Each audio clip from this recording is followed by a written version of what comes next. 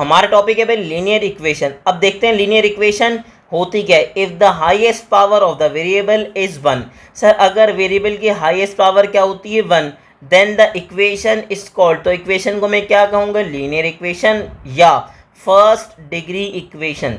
ठीक है, first degree equation इसलिए मेंशन किया क्योंकि ये भी एक कॉमन वर्ड है जो कि आप सुन सकते हैं। ठीक है, अदरवाइज उसका नोन नेम है वो क्या है, लीनियर इक्वेशन। अब लीनियर इक्वेशन क्या होती है, ऐसी इक्वेशन जिसमें आपके पास जो वेरिएबल है उसकी हाईएस्ट पावर क्या हो, 1 हो, तो ऐसी इक्वेशन को आप कहते हैं भाई लीनियर इक्वेशन। एक्स की हाईएस्ट पावर क्या है भाई 1, ये तो सिंगल वेरिएबल थी, 2 वेरिएबल भी हो सकती है। ये 2 वेरिएबल कैसे हो सकती है सर, ये 2 वेरिएबल ऐसे हो सकती है कि एक्स और वाई दोनों हैं और दोनों की हाईएस्ट पावर क्या है 1, तो इसको आप क्या कहेंगे, लीनियर इक्वेशन इन 1 वेरिएबल, और इसको आप क्या कहेंगे, लीनियर इक्वेशन इन 2 वेरिएबल। ठीक है, तो मुझे पूरी उम्मीद है कि आपको लीनियर इक्वेशन का कॉन्सेप्ट बहुत अच्छे से क्लियर हो गया होगा। हम लीनियर इक्वेशन सॉल्व करेंगे लेकिन इन फ्रैक्शन फॉर्म। तो अब हम सॉल्व करेंगे इसका क्वेश्चन। देखें क्वेश्चन हमारे पास है क्या, सर सॉल्व फॉर एक्स। मुझे क्या करना है, सॉल्व करना है किसके लिए, एक्स के लिए। तो मेरे पास इक्वेशन आ गई। अब मैं क्या करूँगा भाई, सबसे पहले तो रीराइट करूँगा इक्वेशन है क्या भाई, उसने कहा सर 2x + 3 डिवाइड बाय क्या आ गया मेरे पास 2। आगे बताइए मेरे पास क्या है भाई प्लस, फिर बोलिए मेरे पास क्या है x डिवाइड बाय क्या आ रहा है 4। ठीक है, अब मैं क्या करूँगा, सबको एक साइड पे शिफ्ट कर दूंगा। ठीक है सर, या तो सबको लेफ्ट पे लेकर आ जाऊंगा या तो सबको राइट पे, ताकि मुझे बार बार एलसीएम लेके सॉल्व ना करना पड़े। अब ये क्या हो जाएगा, उसने कहा सर ये प्लस इधर आके क्या हो जाएगा भाई माइनस, और जो माइनस होगा वो इधर आके क्या हो जाएगा प्लस। अब मुझे बताइए वहाँ क्या बचा, उसने कहा सर वहाँ बच गया 0।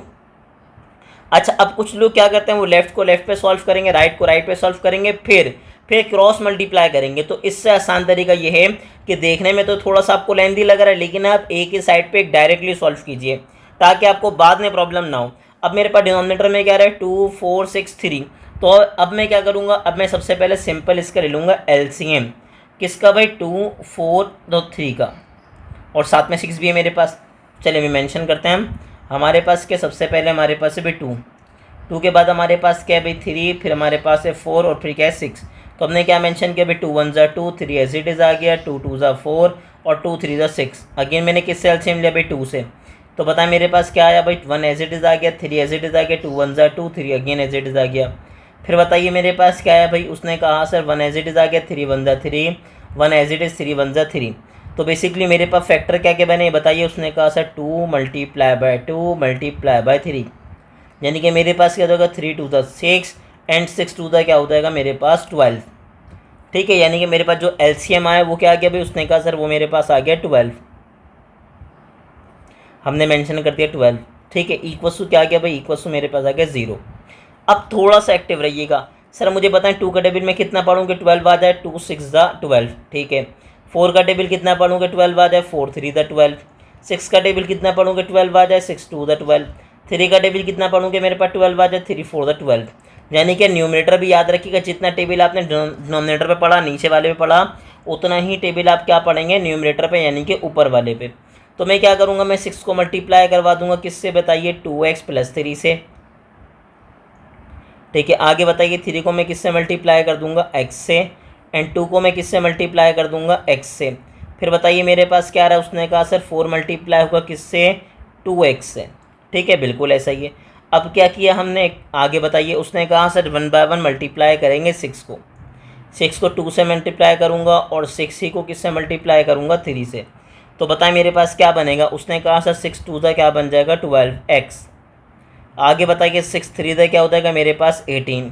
फिर मेरे पास क्या आ गया, उसने कहा सर आ गया +3x, साथ में मेरे पास आ गया क्या -2, और यहाँ पे क्या हो गया 4 2 ज़ा 8। ठीक है, डिवाइड में क्या रहा है मेरे पास, डिवाइड में मेरे पास आ रहा है 12 इक्वल्स टू क्या है भाई 0। अब क्या करेंगे सर, x को सॉल्व करना शुरू करेंगे। तो ज़रा यहाँ मार्क कीजिए सर, ये रहा x, यहाँ पे x, यहाँ पे x और यहाँ पे x। ठीक है, चलें भाई आगे सॉल्व करते हैं। तो मैं जैसे ही सॉल्व स्टार्ट करूँगा सर बताएं, 12 में मैं 3 को प्लस करूँगा तो मेरे पास क्या हो जाएगा 15।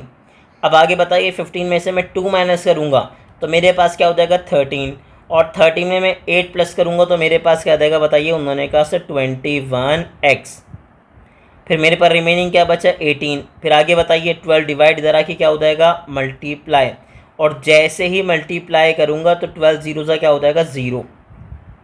सर गेम मुझे किसके लिए खेलना है, एक्स के लिए। ये प्लस का 18 यहाँ पे आके क्या हो जाएगा, माइनस का 18। सर अगेन वही वाली बात, गेम खेलना है एक्स के लिए, एक्स और 21 के बीच में कोई साइन नहीं है, इसका मतलब दोनों आपस में क्या हो रहे हैं, मल्टीप्लाई। तो यहाँ पे आके क्या होगा, डिवाइड।